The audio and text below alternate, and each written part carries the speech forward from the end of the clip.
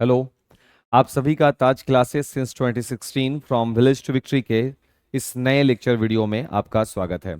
पिछले कुछ दिनों से मैं लेटेस्ट वीडियो अपलोड नहीं कर पा रहा था। इसके दो कारण हैं।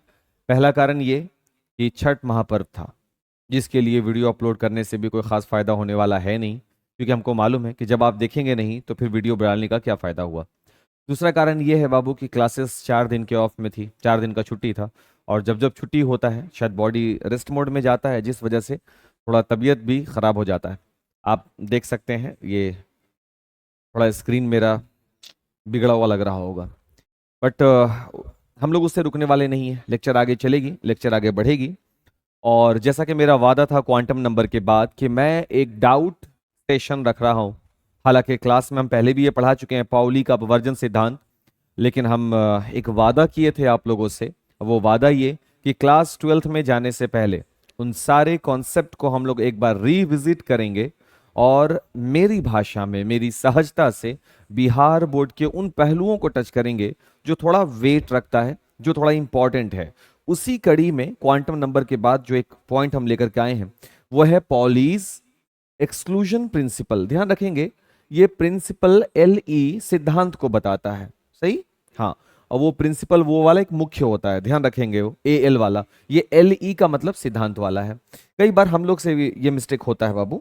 हम ये नहीं कह रहे हैं कि हमसे मिस्टेक नहीं होता, ये मिस्टेक हो जाता है। तो हमको लगा कि ऐसे बोल देना अच्छा रहेगा। ज्यादा टाइम नहीं नुकसान करना है भाई। टॉपिक हम लोग आगे बढ़ाते हैं। पाउली ने क्या बताया? पाउली ने बताया कि पहले तो आपको ये मालूम होना चाहिए ये लेक्चर देखने से पहले कि आप क्वांटम नंबर सही से वीडियो देखे हो।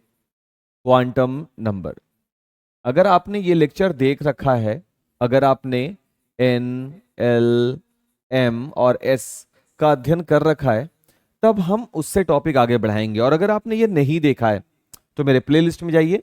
प्लेलिस्ट में जाने के बाद आपको आसानी से मेरे प्लेलिस्ट में आसानी से आपको क्वांटम नंबर दिख जाएगा बाबू। प्लीज देख लें इस लेक्चर को, ताकि 12th क्लास में जब आप जाएं, चाहे हमसे पढ़ें या किसी भी दूसरे टीचर से, उस बेचारे को तकलीफ ना हो। इसके लिए जरूरी है कि बेसिक नॉलेज जरूरी। देखो, क्वांटम नंबर जब हम पढ़ाया था तो इस बात को आप याद रखें कि हम सिर्फ क्वांटम नंबर में एन एल एम एस आपको नहीं पढ़ाया था। हम आपको एन एल एम एस के साथ साथ उसके द्वारा कैसे कक्षाओं का पता चलता है, उसके द्वारा कैसे ऑर्बिटल्स आते हैं, कैसे सब शेल के बारे में जानकारी मिलती है, हम उस टॉपिक पर पहुंचे थे। इवन इवन हम वहां पर इलेक्ट्रॉन के गति को भी बताया था, clockwise and anti clockwise, and that is spin quantum number. तो आज का जो लेक्चर है वो उसी क्वांटम नंबर में से आगे बढ़ रहा है। पाउली का जो सिद्धांत है, आइए हम टॉपिक पर आते हैं बाबू। जो पॉली का अपवर्जन सिद्धांत है, यह सिद्धांत कहता है कि एक ही परमाणु के कोई भी दो इलेक्ट्रॉनों की चारों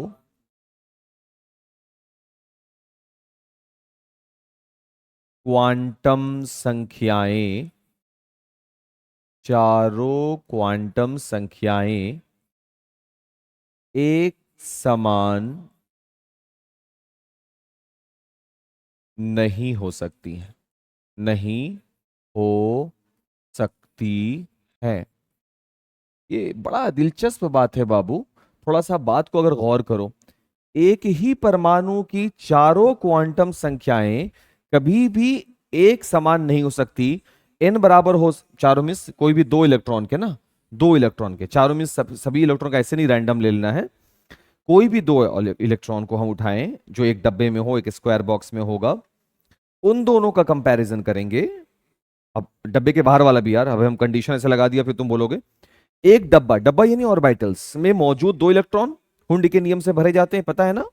तो उन दोनों इलेक्ट्रॉन को उठा लो, उनके एल की तुलना, एन की तुलना करो, प्रिंसिपल क्वांटम नंबर इक्वल आ गया। एल एजीम्यूथल क्वांटम नंबर की तुलना करो, वो सेम आ गया। एम मैग्नेटिक क्वांटम नंबर की तुलना करो, वो समान आ गया। तो एक ऐसा होगा, वो है एस, यानी स्पिन क्वांटम नंबर। एटलीस्ट एक संख्या, एक क्वांटम नंबर ऐसा होगा जो दोनों में अंतर पैदा करेगा। हम एक एग्जाम्पल के माध्यम से आपको ये समझाना चाहेंगे। फॉर एग्जाम्पल, हम कार्बन को पिक करते हैं, कार्बन के परमाणु को। परमाणु संख्या 6 होती है ना, hydrogen, helium, lithium, beryllium, boron, carbon. हम इतना तो मान सकते हैं कि ये सब आप जानते होंगे। अरे जानते होंगे, तो इसके लिए आपको हमको कैसे मालूम कि जानते होंगे? तो कमेंट में बता दो यार कि यस सर पता है। अगर ऐसे बोलते हो तो जब हम कमेंट देखेंगे तो हमको थोड़ा अच्छा लगेगा, थोड़ा एनर्जी आएगा कि हाँ भाई ठीक है, बच्चा जान रहा है, बच्चा समझ रहा है। ये क्या हुआ कि आए, वीडियो देखे, भाग गए? बेशक भागो, बेशक भागो, लेकिन एटलीस्ट सवाल जवाब तो हम लोग रख सकते हैं ना आपस में। तो अगर हम पढ़ा रहे हैं, हम बोल रहे हैं जानते हो ना, तो तुम्हारा जवाब होना चाहिए यस सर, ऑब्वियसली जानते हैं। तो कार्बन, कार्बन का होता है 1s2, 2s2, 2p, 2 2 4 और 2 6, 2p2, यही होता है ना। अच्छा, और अब हम लोग पढ़ चुके हैं कि एस में एक स्क्वायर बॉक्स होते हैं। ये दूसरे कक्षा के लिए एस हुआ, एक स्क्वायर बॉक्स होते हैं। पी में 3 स्क्वायर बॉक्स होते हैं, है ना। 3 स्क्वायर बॉक्स, ये देखिए 3 लग गया। ठीक है, 2px, 2py, 2pz, बाद में बात होगी। ये बाद में मीन्स बात हो चुकी है। हाइब्रिडाइजेशन में हम लोग बात कर चुके हैं, उसका भी एक लेक्चर हम आपको, मेरे प्लेलिस्ट में जाइएगा, हाइब्रिडाइजेशन देख लीजिएगा सर। तो अगर हम इसमें इलेक्ट्रॉन को भरते हैं, किसमें? एस में, तो एस में 2 इलेक्ट्रॉन डब्बा में भरा गए। 2s2 यहां भी 2 है तो 2 भरा गया। 2p2 में ऐसे नहीं भर सकते ना, इसमें 3 डब्बा है। तो ये हुंड के नियम को फॉलो करते हैं, बोलते हैं कि पहले सभी ऑर्बिटल्स में एक एक इलेक्ट्रॉन प्रवेश करेंगे और फिर वो चेंज होता है। तो इसमें एक आया, एक यहां आ गया, सही। अब हम यहां पर जो बात ऑब्जर्व करेंगे कि हम क्या करने वाले हैं कि ये कहा कि एक ही परमाणु, परमाणु कौन हो गया? कार्बन का कोई भी 2 इलेक्ट्रॉन, चलो हम यही दोनों सबसे पास पास है, इसी को उठाना ज्यादा सही है, क्योंकि इसी को देख के लगेगा कि ये दोनों काफी सिमिलर हो सकते हैं। कोई भी 2 इलेक्ट्रॉन की चारों क्वांटम, यानी इसकी n, l, m और s, और इसकी n, l, m और s, इसमें से 3 बराबर हो भी जाए बट चौथा जरूर डिफर होना चाहिए। तो देखते हैं कि क्या ये बात ट्रू है या इसमें कोई ना कोई गड़बड़ी है, क्योंकि इससे ये बात साबित हो जाएगी कि पाउली का अपवर्जन सिद्धांत सही है। चलिए सबसे पहले इस इलेक्ट्रॉन को देखते हैं, हम इस इलेक्ट्रॉन की चर्चा करते हैं, है ना। इसके लिए इसका सबसे पहले एन, एन किसको बोलते हैं भाई? एन बोलते हैं प्रिंसिपल, मुख्य, पल, PAL, है ना, प्रिंसिपल क्वांटम नंबर। और जो प्रिंसिपल क्वांटम नंबर होता है बाबू, वो तो कक्षा को बताता है, ऊर्जा। तो कक्षा को अगर देखा जाए बाबू, ये पहली कक्षा है, 2 इलेक्ट्रॉन। ये बाबू दूसरी कक्षा है, 2 और 2 4 इलेक्ट्रॉन। तो n बराबर तो 2 हो गया दूसरी कक्षा, तो स्मॉल n का मान हो गया 2, सही है। दूसरा होता है l, l का मतलब होता है एजीम्यूथल क्वांटम नंबर। बात हुई थी ये भी हम लोग की, है ना। और एजीम्यूथल क्वांटम नंबर s के लिए 0, p के लिए 1, d के लिए 2 और f के लिए 3 होता है। सर आपको कैसे मालूम? बाबू हम बताए थे l का कोई भी मान n के लिए यह हमेशा n minus, sorry sorry sorry sorry sorry sorry, थोड़ा सा साफ लिखना पड़ेगा, n-1 पे काम करता है। पहली कक्षा के लिए 0, दूसरी के लिए 1, तीसरी के लिए 2 और चौथे के लिए 3 होता है। तो l का मान इसके लिए, इस इलेक्ट्रॉन के लिए, ये वाले इलेक्ट्रॉन के लिए, क्योंकि ये p में है ना बाबू, तो p के लिए क्या होता है? 1। अगर आपको ध्यान हो, p के लिए 1। तीसरा होता है बाबू m, m बोलते हैं किसको? Magnetic quantum number. और मैग्नेटिक क्वांटम नंबर कैसे काम करता है? देखो ये 1 हो गया ना, तो एक होता है -1, एक होता है 0, एक होता है +1। अब चेक करते हैं ये वाला इलेक्ट्रॉन, इसको चेक कर रहे हो, देखो तीर का निशान बनाए हुए बाबू, ये वाला -1, ये वाला 0, ये वाला +1। तो यहां पर जो बैठा है उसका मैग्नेटिक नंबर कितना हो गया? मैग्नेटिक क्वांटम नंबर कितना हो गया? -1। तो बाकी को हटा देते हैं, क्योंकि हमको समझने से मतलब, बाकियों को हम हटा दिया, समझने के लिए समझा रहे हैं।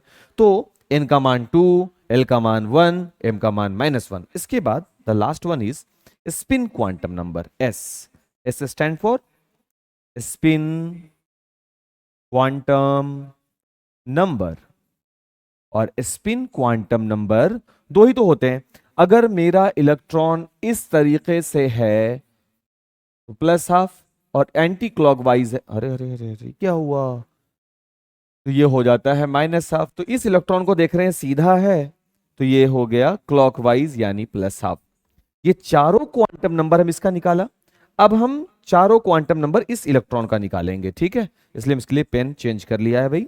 आइए सर आप यहाँ पे एन, अब लिखने की इतनी जरूरत नहीं है, ये है प्रिंसिपल क्वांटम नंबर। कक्षा नंबर, सर कक्षा तो अभी भी दूसरा ही है, तो एन का मान 2। एल, एन के किसी भी मान के लिए एल का मान n-1 होता है, और हम देख रहे हैं ये पी में है और पी का मान डायरेक्टली हम रख सकते हैं बाबू 1, तो हम यहां रख दिया पी का मान 1, ठीक है। उसके बाद M, M stand for magnetic quantum number. ये वाला इलेक्ट्रॉन जो है ये तो -1 पे है, बट ये वाला इलेक्ट्रॉन किस पोजीशन पर है सर, 0 पर है सर, और एस का मान इसके लिए भी सीधा ही है ना, तो ये प्लस का हाफ होगा। तो अब जरा सा कंपैरिजन करके हम देख लेते हैं कि क्या पॉली का वर्जन सिद्धांत लागू होता भी है कि नहीं। तो n का मान यहां है 2, यहां भी है n का मान 2, दोनों इलेक्ट्रॉनों के लिए ट्रू हो गया। l का मान यहां है 1, यहां भी 1, फिर ट्रू हो गया। s का मान यहां है प्लस हाफ, यहां भी हो गया प्लस हाफ, तीन तो इक्वल हो गए, बट क्या चौथा इक्वल हुआ। अब गौर करो, यहां पर देख रहे हैं हम m का मान 0 और यहां पर m का मान कितना है बाबू, -1। पोजीशन हम बताएं बाबू, इसलिए तो हम बोला कि एक बार आप मेरा प्रीवियस लेक्चर जरूर देखिए, उसके बाद ही ये लेक्चर देखिए।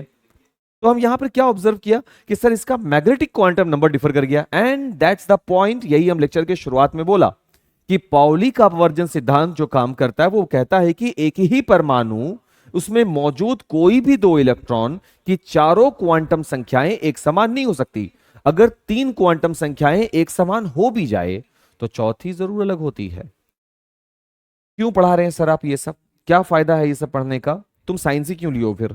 अगर आप क्वांटम नंबर, ऐसे बहुत सारे बच्चे हैं बाबू जो क्वांटम नंबर वगैरह नहीं समझते और 11th वगैरह भी कर लेते, इवन 12th भी हो जाता है किसी भी तरीके से, लेकिन उनको क्वांटम नंबर समझ में नहीं आ रहा होता। आपको इलेक्ट्रॉन का अगर सही सही जानकारी चाहिए कि एक परमाणु का अधिकांश भाग खोखला होता है, आप पढ़े हो ना 9th में, 9th में हम सब पढ़े कि एक परमाणु का अधिकांश भाग खोखला होता है, तो इसका यह मतलब है कि नाभिक के चारों ओर कहीं भी इलेक्ट्रॉन पाए जाएंगे, ऑब्वियसली नॉट यार, ऐसा पॉसिबल ही नहीं है। तो आखिर वो इलेक्ट्रॉन है क्या, उसके एग्जैक्ट एड्रेस उनकी कक्षा के हिसाब से पता चलता है कि 7 में से किसी कक्षा में होंगे, और कक्षा भी एक दूसरे से दूरी बनाकर होता है कि बीच में ब्लैंक स्पॉट होता है, खाली जगह होता है। फिर उस कक्षा में क्या हर जगह इलेक्ट्रॉन है, नहीं भाई, कक्षा में भी हर जगह इलेक्ट्रॉन नहीं है। पहले नाभिक है, नाभिक के बाहर ये 7 ऐसे ऐसे आवर्त जिसको हम लोग बोलते हैं वो है, तो देखो बीच में इतना खाली जगह है जहां इलेक्ट्रॉन नहीं होंगे। तो क्या कक्षा में इलेक्ट्रॉन भरे पड़े हैं, बिल्कुल भी नहीं, कक्षा में भी दूरी बना करके हैं। उन दूरियों को किससे पहचानते हो, SPDF, सबशेल। और फिर उस सबशेल में क्या हर जगह इलेक्ट्रॉन, नहीं सर, सबशेल में भी इलेक्ट्रॉनों का वितरण है। और फिर क्या उस वितरण में इलेक्ट्रॉन कैसे हैं, सीधे हैं कि उल्टे हैं, मतलब कि क्लॉकवाइज हैं या एंटी क्लॉकवाइज हैं। रियल आधार कार्ड तुम्हारा तैयार, एग्जैक्ट लोकेशन हम पता कर लिया कि अगर हम अंतिम इलेक्ट्रॉन की बात कर रहे हैं तो वो अंतिम इलेक्ट्रॉन, ये देखिए इस जानकारी के हिसाब से हमको अंतिम इलेक्ट्रॉन का पोजीशन पता चला, और इस जानकारी के हिसाब से ये वाला इलेक्ट्रॉन का पोजीशन इस जानकारी से मिला है। बेनिफिट, बेनिफिट लगा, बेनिफिट लगा हो तो वीडियो को ज्यादा ज्यादा शेयर करें और लाइक भी करें। Taj classes since 2016 from village to victory से साथ जुड़ने के लिए आपका बहुत बहुत शुक्रिया। और हाँ, एक जरूरी बात है कि नेक्स्ट लेक्चर किस टॉपिक पर होना चाहिए आप हमको बताएं, सजेस्ट करें। वैसे हम खुद प्लान कर चुके हैं, लिमिट्स एंड डेरिवेटिव्स, क्योंकि इसके बगैर क्लास 12th में exercise 5 NCERT continuity and differentiability में बहुत तकलीफ होने वाला है बॉस। तो इसलिए आपको उस टॉपिक को ढंग से पढ़ना चाहिए, और हम आपके लिए लेकर के आ रहे हैं the concept of limit, evolution of limit के रिगार्डिंग एक खूबसूरत सा चैप्टर, एक बेहतर सा उस पर क्लियरिफिकेशन। तो ताज क्लासेस चैनल के साथ जुड़े रहें। वीडियो अच्छा लगे तो प्लीज प्लीज शेयर जरूर करें, शायद शेयर करें, ठीक।